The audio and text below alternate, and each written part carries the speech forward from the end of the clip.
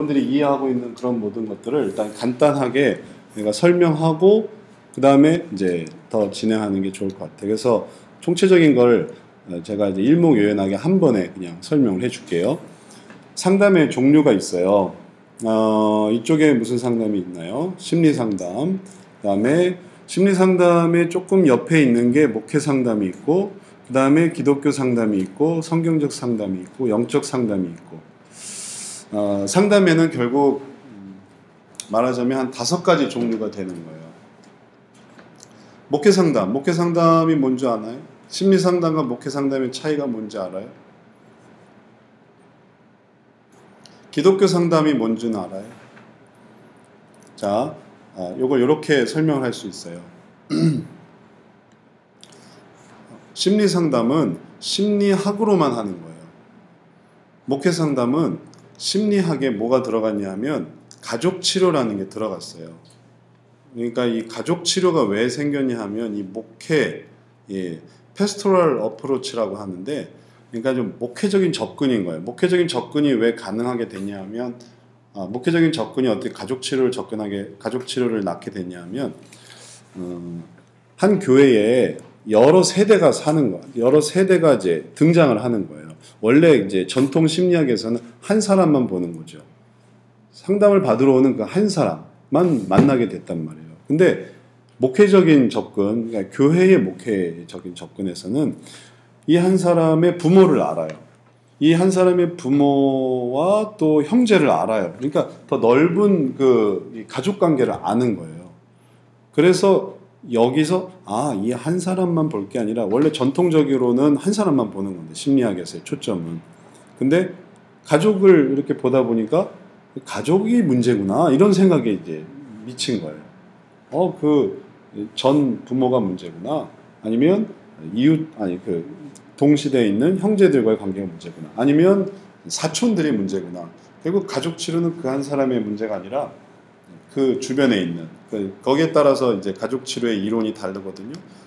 위로만 보는지, 윗세대로 보는지, 아니면 형제들과의 관계에서 보는지, 아니면 그 윗세대로 더 보는지에 따라서 이렇게 보는 거, 이렇게 보는 거, 이렇게 보는 거 해서 가족 치료의 여러 가지 그 이론들이 나와요.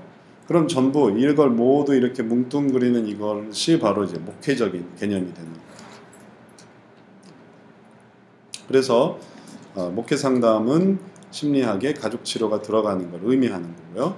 기독교 상담은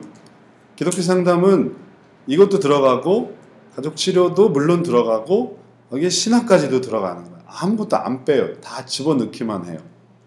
그래서 기독교 상담은 모든 게 다 들어가 있어요. 장점이 있죠. 모든 장점을 다 포괄한다는 거. 단점이 있죠. 단점은 너무 혼합됐다는 거. 그래서 심리학의 수준을 따라가기가 어렵다는 거. 그리고 성경적 상담은 이 모든 걸 다 버리고 신학만 하는 거예요. 신학으로만 성경을 이제 상담을 하는 거예요. 그러니까 심리학의 그 모든 걸 다 버리려니까 얼마나 할 수 있을까? 하지만 이제 그 대신 이제 신학이 이제 발전되게 되는 거죠.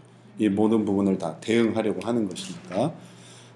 그리고 영적인 상담은 뭐 말하자면 이제 신비주의가 들어가는 거예요. 기도 많이 하는 사람, 기도원 원장님 혹은 은사가 있는, 그래서 신비주의가 들어갈 때 신학과 신비주의가 합치할 때 영적 상담이 되는 것이고. 자, 그렇다면 여기에서의 그런 어떤 퍼센테이지 비중을 따지자면 이렇게 볼 수가 있어요. 심리 상담은 심리학 전체가 있으니까 사실은 이게 제일 강력한 거예요. 이걸 따지자면 모든 심리학을 다 쓰고 있는 겁니다. 근데 목회 상담은 가족 치료를 이제 가지고 왔어요. 그래서 목회 상담이라는 부분이 이 부분에 포함되는 부분이라서 결국 가족 치료와 함께 또 요즘은 가족 치료도 심리학의 일부로 이렇게 생각하는 경우도 많이 있거든요. 가족 치료도 심리학적인 부분이니까.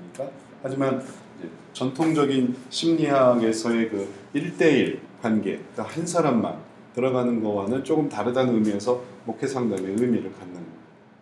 근데 이제 기독교 상담을 보세요. 기독교 상담은 심리학도 들어가고 가족 치료도 들어가고 신학도 들어가기 때문에 이걸 다 이렇게 하는 게 오히려 입지가 좁아지는 거예요.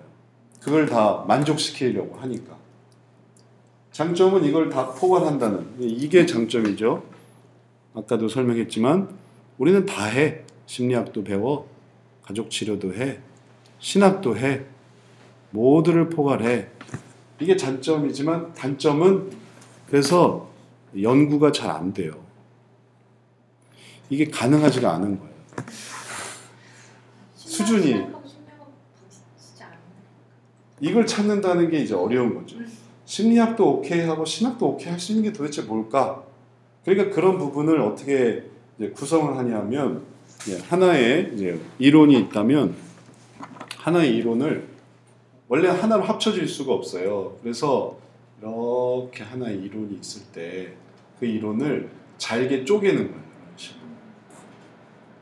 이 이론은 이게 도저히 섞일 수가 없으니까, 지금 방금 말한 대로 심리학과 신학의 정말 인간론에 대한, 그리고 또 마음에 대한 어떤 전제가 틀리기 때문에 이건 합쳐질 수가 없으니까 이 사이사이에다가 끼워 넣는 거예요. 그래서 모든 논문이나 이야기 속에 이 얘기했다가 심리학 얘기했다가 신학 얘기도 하고, 심리학 얘기했다가 신학 얘기했다가, 그러면서 이게 멀리서 볼 땐 합쳐져 있는 것처럼 보이는 거죠. 이게 정말 다 이렇게 돼 있는, 이렇게 돼 있을 수가 없단 말이에요. 그냥 여기까지는 심리학, 여기까지는 신학, 심리학, 신학, 심리학. 그래서도 어디까지는 심리학 얘기 나왔다. 그 다음엔 이 모든 것에 대해서 예수님 얘기하고, 예수님 얘기했다가 다시 프로이드 얘기했다가, 이게 같이 예수님이 프로이드를 얘기한다든지 프로이드가 예수님을 얘기한다든지가 안 되는 거예요. 그게 이제 기독교 상담의 어려운 점이, 난점이 되는 거예요. 그다음에 이제 성경적 상담은 이제 이 모든 부분을 다 제외하고 이 부분에 관해서, 신학 이 부분에 관해서, 이 부분이 심리학과 맞춰져 있을 수도 있고 신비주의와 맞춰져 있을 수도 있는데, 이 부분, 신학의 부분만 이제 하게 되는 것이고, 그리고 그런 부분에서 이 한도 내에서는 깨끗한 거예요. 근데 대신 이 심리학과의 관계를 잘 거리를 둬야 되고, 그 다음에 가족치료와의 관계에서도 거리를 둬야 되고, 가족치료라는 곳에서 뭐 각에 흐르는 저주 이런 개념들이 나왔거든요. 그리고 기독교 상담에서 내적 치유 그런 개념들도 나왔고, 그런 개념들을 다 이제 제거하는 거예요. 그리고 이 한도 내에서 깨끗한 부분만, 가장 신실한 부분만 취해서, 또 이미 이렇게 만든 부분은 사실 논란의 여지가 있기 때문에 이런 부분은 다 제거해버려요. 내적 치유, 각의 저주가 있다라든지 그런 부분들. 또 심리학적인, 또 심리학에서는 어떻게든지 이 신학과 연결되는 부분을 막 찾으려고 해요. 그분들도. 그분들의 뭐 논란의 여지가 있는 그런 부분들이 있어요. 봐라, 뭐 모세도 무슨 장애자 있지 않았느냐, 엮이는 가정이지 않았느냐, 혹은 뭐 요셉은 어땠느냐, 야곱은 어땠느냐. 그래서 그런 부분들인데, 그런 부분들을 다 신학만의 모습으로, 그러니까 심리학이 그런 식으로 오해할 수 있는 부분은 다 심리학의 영향으로 제거하고, 그 다음에 신학만 하는 거예요. 성경 상담. 그리고 영적 상담은 여기에 이제 또 다른 신비주의. 그래서 신학과 신비주의로 너무 지나치게 치우치는 것은 상담도 아니고, 그냥 뭐